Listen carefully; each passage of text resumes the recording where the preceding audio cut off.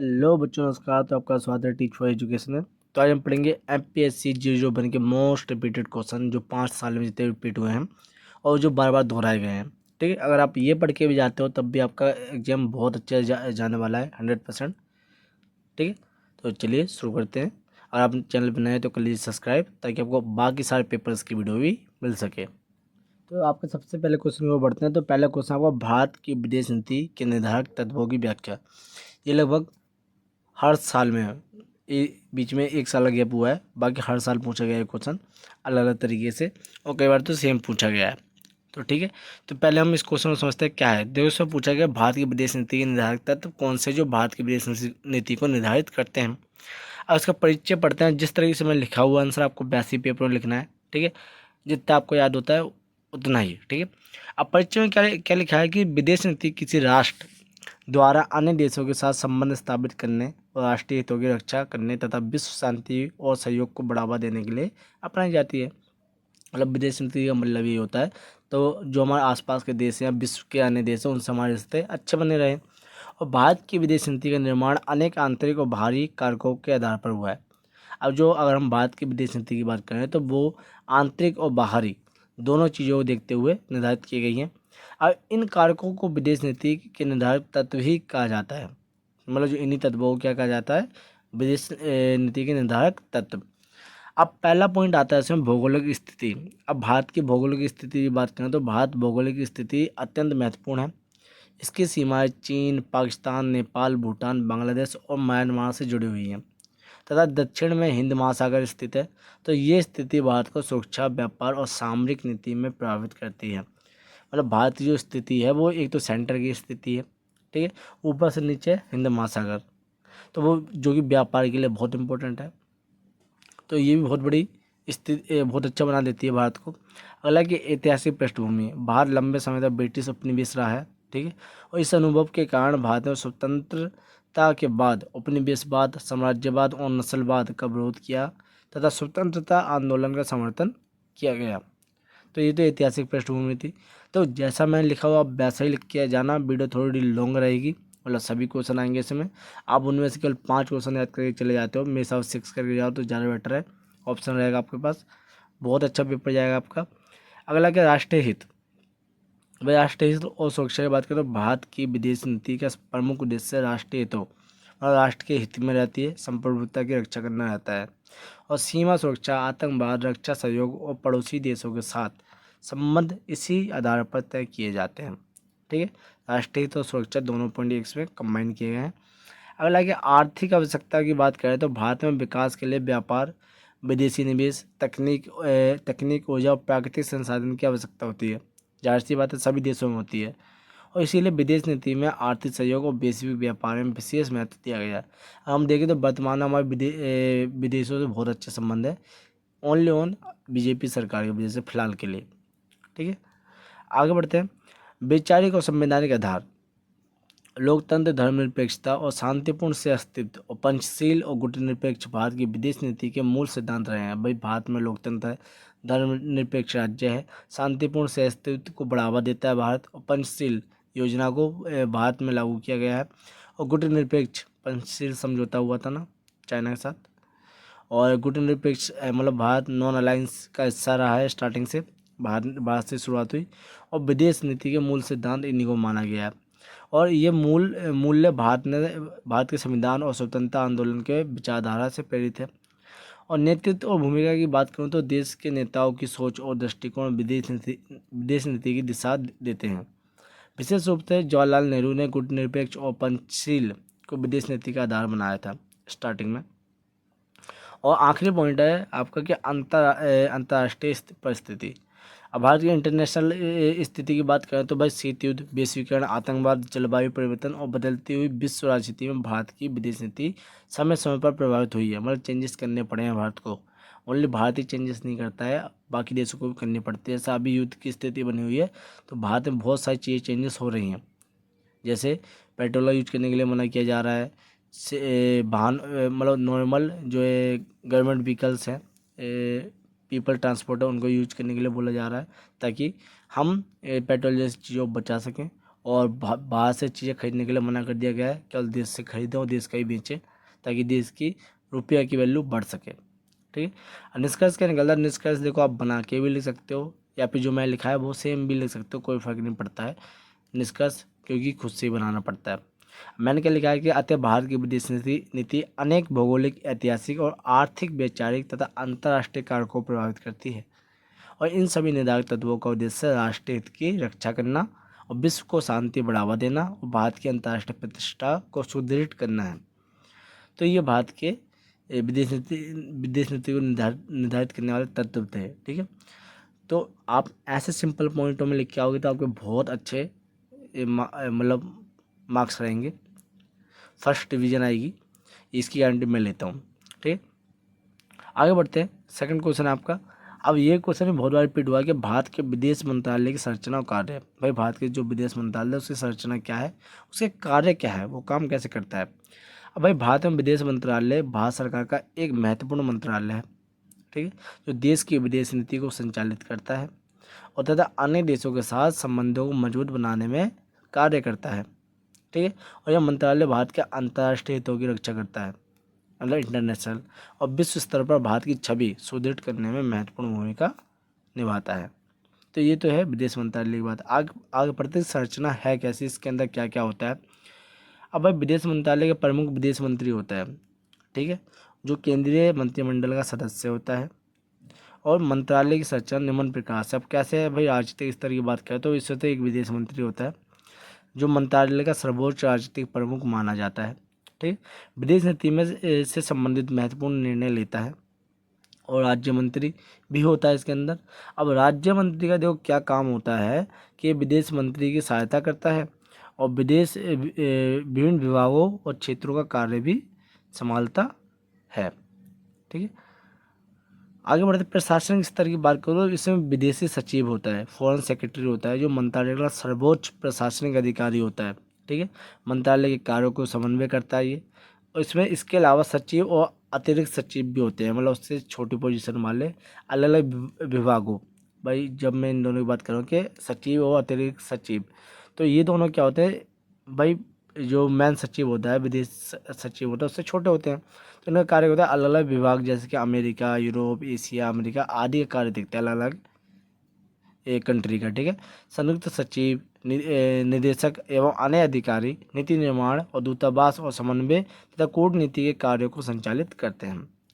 और विदेशी सेवा की बात करें तो भारतीय विदेश सेवा यानी IFS के अधिकारी मंत्रालय तथा विदेश में भारतीय दूतावास के कार्य करते हैं। ठीक है। और ये अधिकारी भारत का प्रतिनिधित्व भी करते हैं। और विदेश मंत्रालय के प्रमुख कार्य की बात करें तो भाई पहला कार्य आता है विदेश नीति का निर्माण और क्रियान्वयन। भाई भारत में विदेश नीति तैयार करना, उसे लागू करना, पहला कार्य तो ये हो गया। और अन्य देशों के साथ मैत्रीपूर्ण संबंध बनाना, ताकि अगर संकट की स्थिति आए तो सभी जगह सहयोग मिल सके, जो भारत अभी कर रहा है, सबसे अच्छी बात। ठीक है। और सेकंड है कूटनीतिक संबंध स्थापित करना, विभिन्न देशों में भारतीय दूतावास और उच्चायोग संचालित करना। सब देशों के अलग अलग दूतावास होते हैं और इसी तरह भारत के भी हैं। अंतर्राष्ट्रीय वार्ताओं में भारत का प्रतिनिधित्व करना, ये कूटनीतिक संबंध होता है। राष्ट्रीय हितों की बात करूँ तो भाई विदेश में भारत में राजनीतिक, आर्थिक और सामरिक हितों की सुरक्षा करना होता है विदेश के अंदर। और संकट के समय भारतीय नागरिक की सहायता करना, अगर भारत का नागरिक कहीं भी किसी देश से संकट की स्थिति में है तो उसे निकालना इन्हीं का कार्य होता है। ठीक है। जैसे कि कई बार भारत अपने देश के लोगों को बचा के लेके आया है युद्ध की स्थिति से। अभी भी यूक्रेन और उसका युद्ध हुआ था अमेरिका का, तब भी, सॉरी, इजराइल और अमेरिका का।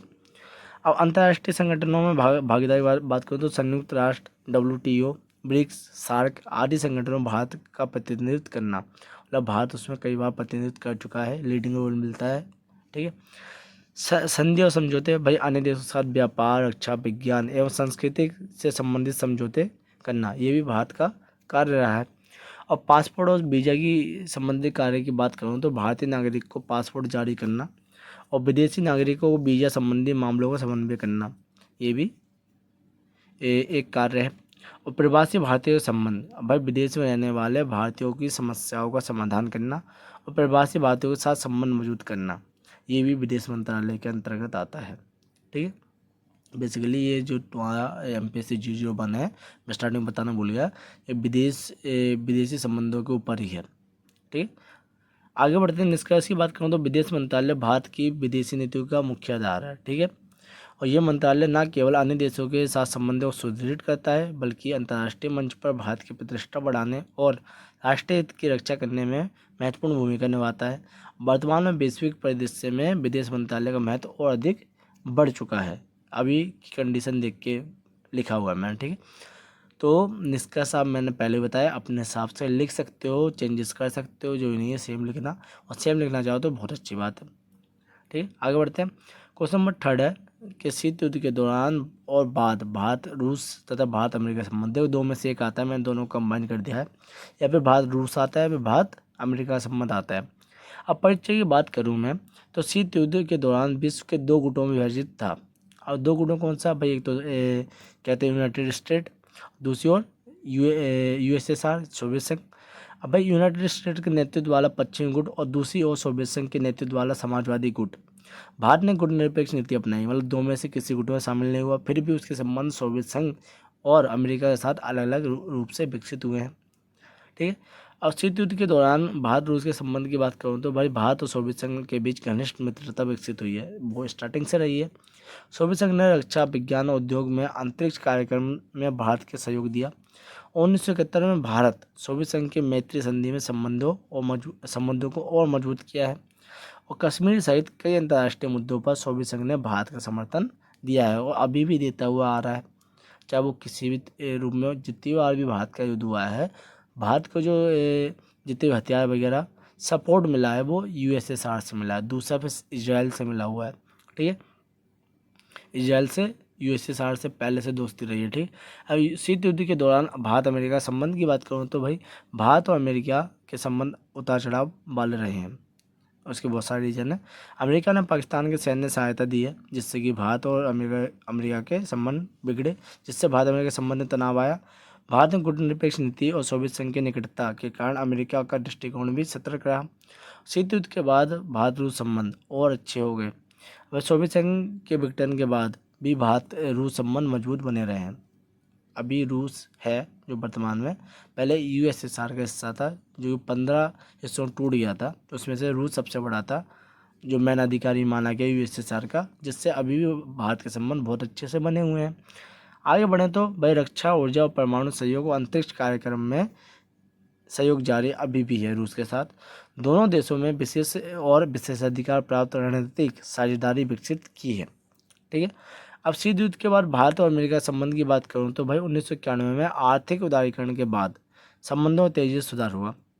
ठीक है, और 2005 में असैन्य परमाणु समझौते पर समझौते ने संबंधों को नई ऊंचाई दी, और रक्षा, व्यापार और प्रौद्योगिकी और शिक्षा के क्षेत्र में सहयोग भी बढ़ा है। ठीक है, सिंपल से मैंने इजी पॉइंट बनाए हुए हैं ताकि आपको इजीली याद हो जाए। देखो MA के पेपर में ज़्यादा नहीं लिखना होता। ठीक है, सीट में दो एक्स्ट्रा सीट तुम्हें नहीं मिलती लेने को, अगर आप पहली बार जब फर्स्ट ईयर पेपर दोगे तो आपको पता लग गया होगा। अब निष्कर्ष क्या निकलता है कि शीत युद्ध के दौरान भारत रूस संबंध अधिक घनिष्ठ थे अमेरिका के मुकाबले, जबकि भारत अमेरिका संबंध सीमित रहे। शीत युद्ध के बाद भारत ने संतुलित विदेश नीति अपनाई और रूस तथा अमेरिका दोनों के साथ मजबूत रणनीतिक संबंध भी स्थापित किए। आगे क्वेश्चन नंबर 4 है आपका कि सार्क के गठन के कारण विस्तृत परिचय। भाई सार्क का हिस्सा है भारत, पता है सबको। अब इसमें क्या है भाई, इसके परिचय की बात करूँ तो भाई सार्क है south Asian association for regional cooperation, दक्षिण एशियाई संगठन बोला जाता है हिंदी में, अर्थात दक्षिण एशियाई क्षेत्रीय सहयोग संगठन। दक्षिण एशिया के देशों के बीच सहयोग और विकास का बढ़ावा देने के उद्देश्य से स्थापित एक क्षेत्रीय संगठन है ये। इसकी स्थापना 8 दिसंबर 1985 को ढाका में आयोजित प्रथम शिखर सम्मेलन में हुई। ठीक है, और इसका संस्थापक सदस्य, इसी दुआ से पढ़ लेते हैं कि इसके परिचय की बात करें तो सार्क अर्थात दक्षिण एशियाई क्षेत्रीय सहयोग संगठन, इसको हिंदी में बोला जाता है, और इंग्लिश से सार्क का मतलब south Asian association for regional cooperation, यानी दक्षिण एशियाई क्षेत्रीय संगठन एशिया के देशों के बीच का सहयोग और विकास को बढ़ावा देने का उद्देश्य से स्थापित किया गया सार्क को। ठीक है, इसकी स्थापना 8 दिसंबर 1985 ढाका में आयोजित प्रथम शिखर सम्मेलन में हुई। उसके संस्थापक सदस्य थे इंडिया, पाकिस्तान, बांग्लादेश, श्रीलंका, नेपाल, भूटान और मालदीव्स। बाद में 2007 में अफगानिस्तान के सदस्य बना। ठीक है, आगे बात करें सार्क के गठन के प्रमुख कार्य क्या थे। क्षेत्रीय सहयोग की आवश्यकता। और क्षेत्रीय सहयोग की आवश्यकता की बात करूं तो दक्षिण एशियाई देशों में समस्या गरीबी, बेरोजगारी, अशिक्षा और जनसंख्या वृद्धि समान थी, और इन समस्याओं के समाधान के लिए संयुक्त प्रयास आवश्यक थे। अब भाई बेसिकली जो दक्षिण एशिया के जितने भी देश हैं उनका मेन समस्या तो यही है भाई, देखो गरीबी है, बेरोजगारी है, अशिक्षा है और जनसंख्या वृद्धि है। जो इंडिया की देख सकते हो सेकंड लार्जेस्ट पॉपुलेशन कंट्री है, लार्जेस्ट पॉपुलेटेड कंट्री है। ठीक है, और आगे क्या है, आर्थिक विकास की आवश्यकता। भाई ये जितने भी देश है दक्षिण एशिया सारे पिछड़े हुए हैं आर्थिक रूप से, यानी व्यापार, निवेश, तकनीक और संसाधन के आदान प्रदान में क्षेत्रीय विकास की गति देने की आवश्यकता महसूस की गई। अब राजनीतिक विश्वास का निर्माण। सदस्य देशों के बीच आपसी विश्वास और समझौते बढ़ाने तथा तनाव कम करने के उद्देश्य से इस संगठन की स्थापना की गई, सार्क की। अब बांग्लादेश की पहल भाई जो जियाउर रहमान ने 1980 में दक्षिण एशियाई सहयोग का प्रस्ताव रखा, जिसने सार्क के गठन की आधारशिला रखी। ठीक है, और वैश्विक क्षेत्रीय संगठन की प्रेरणा भाई यूरोपियन यूनियन और association of south east Asian nation जैसे संगठनों की सफलता से दक्षिण एशिया को भी क्षेत्रीय संगठन बनाने से प्रेरित किया गया, क्योंकि आज के समय में बहुत बड़ा संगठन है सार्क। ठीक है, अब सार्क के उद्देश्य की बात करें तो इसका उद्देश्य था आर्थिक और सामाजिक विकास को बढ़ावा देना, गरीबी उन्मूलन यानी गरीबी को हटाना, और विज्ञान, तकनीक और शिक्षा और सांस्कृतिक सहयोग को बढ़ाना, क्षेत्रीय शांति, स्थिरता और विश्वास को मजबूत करना इसके उद्देश्य थे। और सार्क की प्रमुख उपलब्धियों की बात करूँ तो साप्टा और साप्टा जैसे व्यापार समझौते किए, शिक्षा, स्वास्थ्य और कृषि में सहयोग भी बढ़ा, गरीबी उन्मूलन और आपदा प्रबंधन के लिए संयुक्त प्रयास किए गए और अभी भी किए जा रहे हैं ताकि गरीबी को मिटाया जा सके। और सार्क की समस्याएं क्या है भाई, भारत पाकिस्तान के तनाव हमेशा बने रहते हैं, राजनीतिक मतभेद बने रहते हैं, निर्णयों में क्रियान्वयन में धीमापन।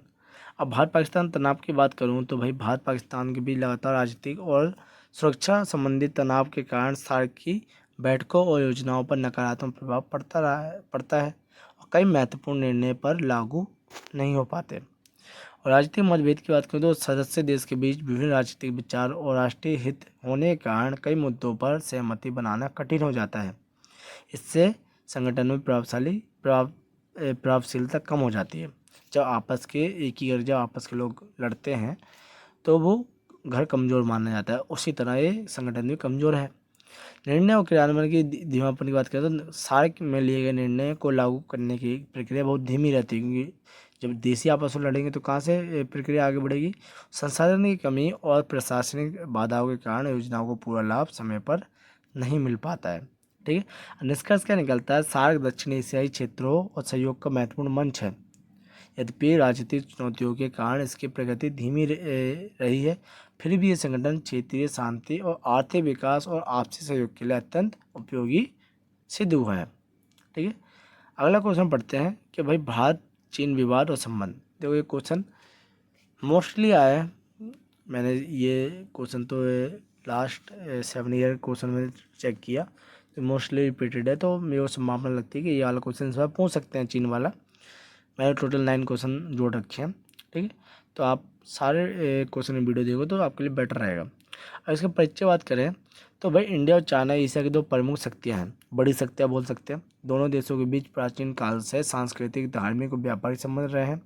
बाद में बौद्ध धर्म के चीन पहुंचा और दोनों देशों में बीच ऐतिहासिक संपर्क बना, और स्वतंत्रता के बाद दोनों देशों में मैत्रीपूर्ण संबंध स्थापित करने का प्रयास किया, किंतु सीमा विवाद और सामरिक प्रतिस्पर्धा के कारण समय समय पर तनाव उत्पन्न होता रहा है।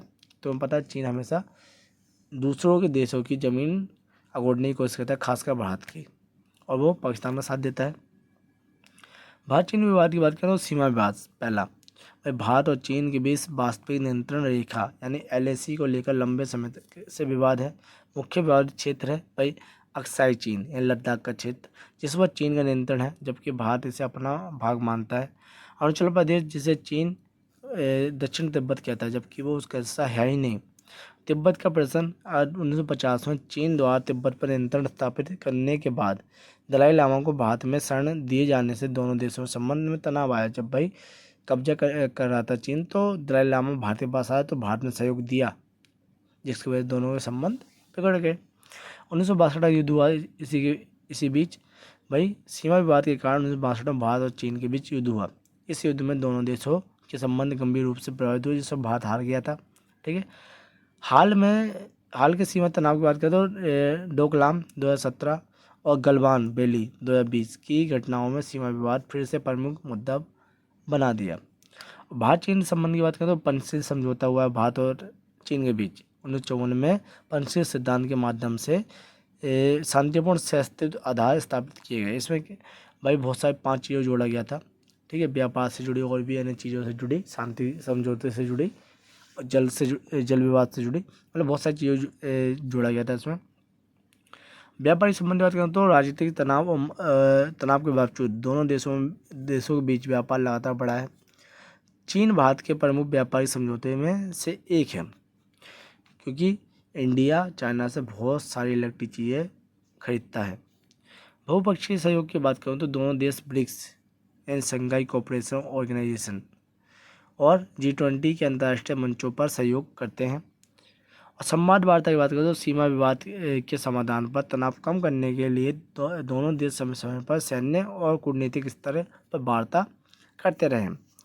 अब निष्कर्ष क्या निकलता है? भारत और चीन के संबंध सहयोग, प्रतिस्पर्धा और विवाद तीनों को प्रभावित है। सीमा विवाद सबसे बड़ी चुनौती है, जबकि अंतर्राष्ट्रीय मंचों पर सहयोग संबंधों को संतुलित बनाए रखता है। और भविष्य में स्थायी शक्ति और बेहतर संबंधों के लिए पारस्परिक विश्वास, सम्मान और निरंतर संवाद आवश्यक है। तो ये आपका 5वां क्वेश्चन था। अब 6ठे क्वेश्चन की ओर बढ़ते हैं। ये वाला देखो बहुत इंपॉर्टेंट है। आपके 3 क्वेश्चन हो रहेंगे, मतलब 6ठे क्वेश्चन बाद 2 और रहेंगे बस। अब पोखरण 2 और NPT देखो, दोनों में से एक पूछेगा, हो सकता है दोनों भी पूछ ले, तो दोनों ही पढ़ लेते हैं। अब इसमें क्या है कि भारत परमाणु नीति का उद्देश्य राष्ट्रीय सुरक्षा, रणनीतिक संतुलन और आत्मनिर्भरता सुनिश्चित करता है। अब इसी संदर्भ में Pokhran 2 and TT on the non proliferation of nuclear weapon यानी NPT अत्यंत महत्वपूर्ण है। पोखरण 2 में भारत की घोषित परमाणु शक्ति के रूप में स्थापित किया गया, जबकि भारत ने NPT को असमान संधि मानते हुए उस पर हस्ताक्षर नहीं किया। मतलब NPT था आप अप्रसार संधि, मतलब परमाणु न बनाने के लिए साइन करना। कोई भी देश परमाणु ना बनाए, किसी लिए ना बनाए ताकि शांति बनी रहे, युद्ध ना हो। अब पोखरण 2 क्या था, इसके हम पढ़ते हैं भाई। पोखरण 2 मई 1998 में पोखरण में किए गए 5 भूमिगत परमाणु परीक्षण का समूह था, जो इंडिया ने किए थे। और ये अभियान ऑपरेशन शक्ति के नाम से जाना जाता है इंडिया के अंदर। प्रमुख तथ्य की बात करो भाई, 11 और 13 मई 1998 स्थान पोखरण राजस्थान के अंदर सरकार अटल बिहारी वाजपेयी जी की थी उस समय। ठीक है, और कुल परीक्षण 5 किए गए। उद्देश्य भारत की परमाणु क्षमता को प्रदर्शन और राष्ट्रीय सुरक्षा को मजबूत करना था। ठीक है, और ये भारत इसको कर पाया, सबसे बड़ी अच्छी बात तो ये थी, जिसकी वजह से भारत अभी विश्व में बड़ी शक्ति के रूप में है। भारत ने स्वयं को परमाणु शक्ति के रूप में घोषित किया इस परीक्षण के बाद, और चीन और पाकिस्तान के संदर्भ में रणनीतिक संतुलन मौजूद हुआ और वैज्ञानिक आत्मनिर्भरता और तकनीक क्षमता को प्रदर्शन हुआ। इसके बाद भारत ने वैश्विक रणनीतिक स्थिति मजबूत की। ठीक है, भारत की सबसे बड़ी अचीवमेंट थी उस समय, अभी भी है, परमाणु परीक्षण करना, जिससे वो महाशक्ति के रूप में उभरा हुआ है। अंतर्राष्ट्रीय प्रक्रिया की बात करूं, और अमेरिका सहित कई देशों ने प्रारंभ में प्रतिबंध लगाए, लेकिन बाद में भारत के साथ संबंध सामान्य हुए। आगे चलकर भारत चीन आसान्य परमाणु सहयोग समझौते का मार्ग प्रशस्त हुआ। अब NPT क्या है, देखो NPT का पहले समझते हैं क्या है। NPT treaty on the non proliferation of nuclear weapon 1968 में तैयार की गई और 1970 में लागू हुई। अब इसका उद्देश्य क्या था? परमाणु हथियार को प्रसार से को रोकना और शांतिपूर्ण परमाणु ऊर्जा को उपयोग को बढ़ावा देना।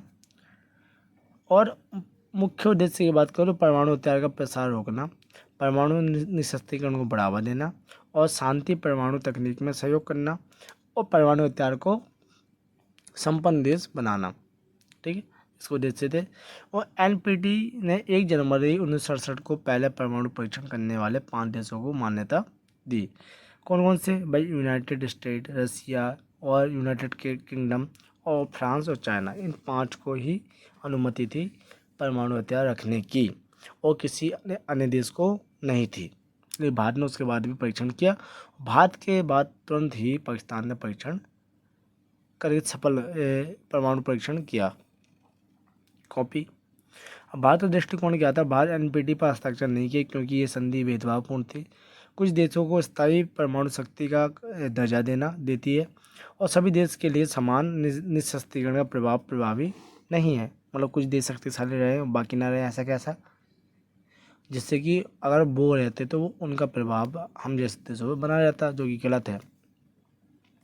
निष्कर्ष क्या निकलता है? पोखरण 2 ने भारत की सुरक्षा और रणनीतिक स्वायत्तता को मजबूत किया और भारत को घोषित परमाणु शक्ति के रूप में स्थापित किया। दूसरी ओर भारत ने एनपीटी को असमान और भेदभावपूर्ण मानते हुए उससे बाहर रहना उचित समझा, और ये दोनों विषय भारत की विदेश नीति और राष्ट्रीय सुरक्षा को महत्वपूर्ण आधार देती है या फिर आधार है। तो ये आपको क्वेश्चन नंबर 6 था। आगे बढ़ते हैं क्वेश्चन नंबर 7 की ओर। तो क्वेश्चन नंबर 7 है आपका IMF, सुरक्षा परिषद और गुड निरपेक्ष आंदोलन नाम। भाई तीनों में से कोई एक पूछेगा, 2 पूछेगा, ठीक है। तो भाई इसके मैं 50-50 चांसेस तो रखूँगा, तो ये भी इम्पोर्टेंट है, बट आपको ये पढ़ना है। कोई भी तो कन्फर्म ही बोल रहा हूँ, ठीक है, आएंगे। अब अंतर्राष्ट्रीय मुद्रा क्वेश्चन है। IMF, इंटरनेशनल मॉनिटरी फंड, भाई एक अंतर्राष्ट्रीय वित्तीय संस्था है ये, ठीक है, जिसकी स्थापना 1944 में ब्रेटन वुड्स कॉन्फ्रेंस के दौरान की गई। इसने 1945 से कार्य प्रारंभ किया और इसका मुख्यालय वॉशिंगटन DC में स्थित है। उद्देश्य की बात करूँ तो अंतर्राष्ट्रीय मौद्रिक सहयोग को बढ़ावा देना है, विनिमय दरों को स्थिर बनाए रखना है और वैश्विक व्यापार को प्रोत्साहित करना है और भुगतान संतुलन संकट को जूझ रहे देशों को ऋण प्रदान करना है और आर्थिक नीतियों को तकनीक में सहायता देना इसका उद्देश्य है, ठीक है। और कार्य की बात करूँ तो सदस्य देशों की अर्थव्यवस्था की समीक्षा करता है, ठीक है, आर्थिक सुधार कार्यक्रम के लिए वित्तीय सहायता भी देता है और नीति परामर्श और तकनीक में सहयोग करता है, ठीक है।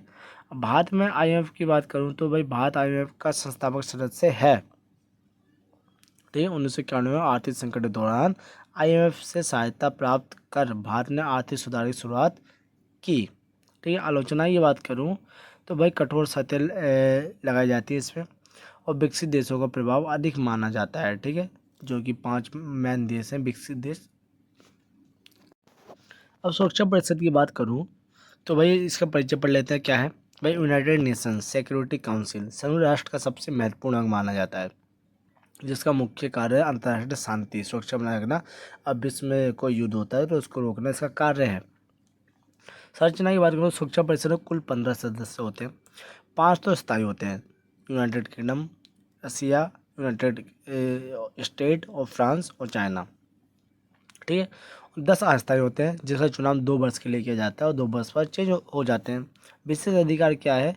स्थायी सदस्य के पास वीटो शक्ति होती है और जिसके माध्यम से वे किसी भी प्रस्ताव को रोक सकते हैं जिसका उपयोग कई बार चाइना ने किया है इंडिया के खिलाफ।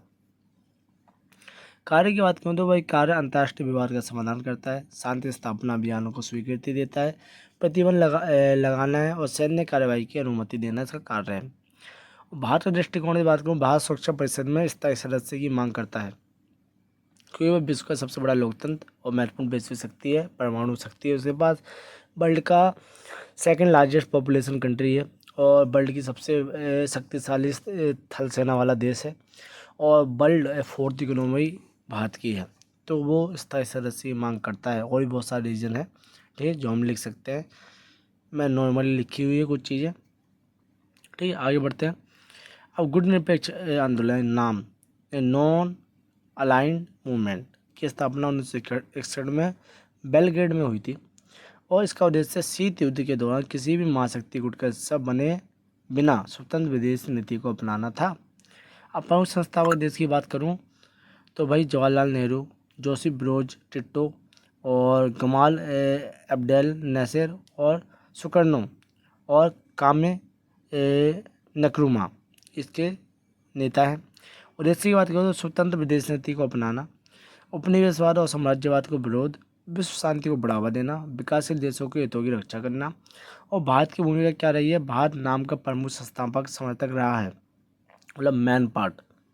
जवाहरलाल नेहरू ने इसे भारत की विदेश नीति का महत्वपूर्ण आधार भी बनाया था। ठीक है, निष्कर्ष क्या निकलता है भाई? IMF आर्थिक स्थिरता के लिए कार्य करता है। संयुक्त राष्ट्र संघ सुरक्षा परिषद अंतर्राष्ट्रीय शांति और सुरक्षा बनाए रखने का कार्य करता है, जबकि नाम विकासशील देशों को स्वतंत्र और संतुलन विदेश नीति अपनाने में मंच प्रदान करता है। तीनों संस्थाएं अंतर्राष्ट्रीय राजनीति और भारत की विदेश नीति को अत्यंत महत्वपूर्ण स्थान रखती हैं। आगे बढ़ते हैं भाई, भारत और आसियान, भाई ये भी 50-60 में ले लेते हैं इसको। ठीक है, के आने चांसेस हैं। परिचय की बात करें तो इंडिया और association of southern Asian nation यानी आसियान के संबंध एशिया में शांति, स्थिरता और आर्थिक सहयोग के दृष्टिकोण से अत्यंत महत्वपूर्ण है। आसियान की स्थापना 1967 में हुई थी और इसके सदस्य देश में Indonesia, Malaysia, Singapore, Thailand, Philippines, Brunei, Vietnam, Laos, Myanmar और कंबोडिया शामिल हैं। अब भारत आसियान का संबंधी विकास की बात करें तो 1992 में भारत आसियान का सेक्टरल डायलॉग पार्टनर बना। 1996 में फुल डायलॉग पार्टनर का दर्जा मिला। 2002 में भारत आसियान का शिखर सम्मेलन शुरू हुए। 2012 में संबंधों की रणनीतिक साझेदारी का दर्जा दिया गया। अब प्रमुख सहयोग की क्षेत्र की बात करूँ तो आर्थिक सहयोग की बात करूँ तो भारत ने आसियान के बीच व्यापार और निवेश के निरंतर वृद्धि हुई है। मुक्त व्यापार समझौता यानी FTA ने व्यापारिक संबंधों को मजबूत किया। और कनेक्टिविटी की बात करूँ तो सड़क, समुद्री और डिजिटल संपर्क बढ़ाने के लिए कई परियोजनाएं चलाई जा रही हैं, जैसे भारत, म्यांमार, थाईलैंड त्रिपक्षीय राजमार्ग है। और रक्षा और सुरक्षा की बात करूँ तो समुद्री सुरक्षा, आतंकवाद और रोधी सहयोग और हिंद प्रशांत क्षेत्र में स्थिरता के लिए दोनों पक्ष मिलकर कार्य करते हैं। सांस्कृतिक संबंध की बात करें तो भाई बौद्ध धर्म, ऐतिहासिक संपर्क और भारतीय संस्कृति के दोनों क्षेत्रों के बीच निकटता बढ़ाई है। और एक्ट ईस्ट नीति यानी कि भारत की लुक ईस्ट पॉलिसी, मतलब पूर्व की ओर देखो नीति को आगे बढ़ाते हुए एक्ट ईस्ट पॉलिसी अपनाई गई, जिसका उद्देश्य आसियान देशों के साथ अधिक सक्रिय करना था। भाई पूर्व की ओर देखो नीति का क्वेश्चन अलग से पूछ सकता है। ठीक है, क्या थी? अब महत्व की बात करें तो पूर्व एशिया में भारत की रणनीतिक भूमिका मजबूत होती है, व्यापार और निवेश के अवसर बढ़ते हैं और क्षेत्रीय संतुलन और सुरक्षा सहयोग में बल मिलता है। ठीक है, निष्कर्ष क्या निकलता है हमारा कि भारत और आसियान के संबंध आर्थिक, सामरिक और सांस्कृतिक दृष्टि से अत्यंत महत्वपूर्ण है। ये संबंध भारत के एक्ट ईस्ट नीति के केंद्र में है और एशिया प्रशांत क्षेत्र में भारत की भूमिका को सशक्त बनाते हैं। ठीक, नेक्स्ट क्वेश्चन में बढ़ते हैं। तो क्वेश्चन नंबर 9 आपका कि यूरोपीय संघ के साथ भारत के संबंध। अब परिचय की बात करूँ तो यूरोपीय संघ यानी इंडिया और यूरोपियन यूनियन यूई के साथ संबंध आर्थिक, राजनीतिक, सामरिक और सांस्कृतिक दृष्टि से अत्यंत महत्वपूर्ण है। भाई यूरोपीय संघ 27 यूरोपीय देशों का एक शक्तिशाली संगठन है। भारत और यूरोपीय संघ लोकतंत्र, कानून और शासन के बहुपक्षवाद जैसे साझा मूल्य के आधार पर सहयोग करते हैं। ठीक है, और भारत यूरोपीय संघ के संबंधों के विकास, भाई भारत और यूरोपीय समुदाय के बीच औपचारिक संबंध 1960 के दशक से स्थापित हुए। कैसे? आगे बढ़ते हैं। 1994 में सहयोग समझौते पर हस्ताक्षर हुए। 2004 में संबंधों को रणनीतिक साझेदारी का दर्जा दिया और नियमित शिखर सम्मेलन के माध्यम से सहयोग को मजबूत किया गया। अब प्रमुख सहयोग के क्षेत्र की बात करूँ तो भाई व्यापार और निवेश। यूरोपीय संघ भारत की सबसे बड़ी व्यापारिक साझेदारी में से एक है। दोनों के बीच वस्तुओं और सेवाओं का निवेश एक व्यापक आदान प्रदान होता है। विज्ञान और प्रौद्योगिकी की बात करूँ तो अनुसंधान, नवाचार, डिजिटल तकनीक और शिक्षा के क्षेत्र में सहयोग किया जाता है। जलवायु परिवर्तन और स्वच्छ ऊर्जा की बात करूँ तो दोनों पक्ष नवीकरणीय ऊर्जा यानी सतत विकास और पर्यावरण संरक्षण को मिलकर कार्य करते हैं। जैसे भारत सोलर पैनल को अभी बहुत प्रोत्साहित कर रहा है।